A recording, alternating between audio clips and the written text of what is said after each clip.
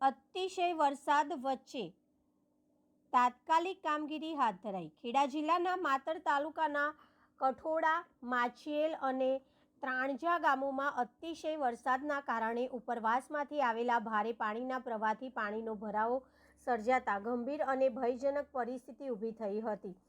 પરિસ્થિતિની ગંભીરતાને ધ્યાનમાં લઈને ધારાસભ્ય શ્રી કલ્પેશભાઈ પરમાર તથા જિલ્લા પંચાયત સદસ્ય શ્રીના પ્રતિનિધિ સુરેશભાઈ કનુભાઈ પરમાર દ્વારા રાત્રિના સમયે તાત્કાલિક ધોરણે પાણીના નિકાલ માટે કાસની સફાઈની કામગીરી શરૂ કરવામાં આવી હતી. એક બાજુ અતિશય પાણીનો પ્રવાહ ચાલુ તો બીજી તરફ વીજળીના ચાલુ તાર આવી પરિસ્થિતિમાં માતરના ધારાસભ્ય પોતે અન્ય સ્થળે કામગીરીમાં હોવા છતાં સતત સંપર્કમાં રહી જ્યાં પણ જે પણ ખાતામાં કે લગતા વળગતા અધિકારીઓને જાણ કરી તથા સૂચના આપી.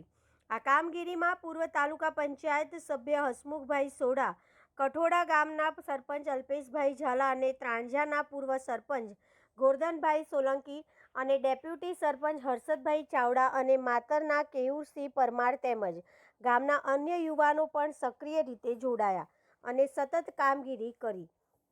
નોંધનીય છે કે આ કામગીરી દરમિયાન કાસમાં મહાકાય મગર પણ નજરે પડ્યો હતો. તેમ છતાંય સૌએ સાવચેતી રાખીને કામગીરી આગળ વધારી. રિપોર્ટર મોહમ્મદ ખાન પઠાણ, માતર, ખેડા.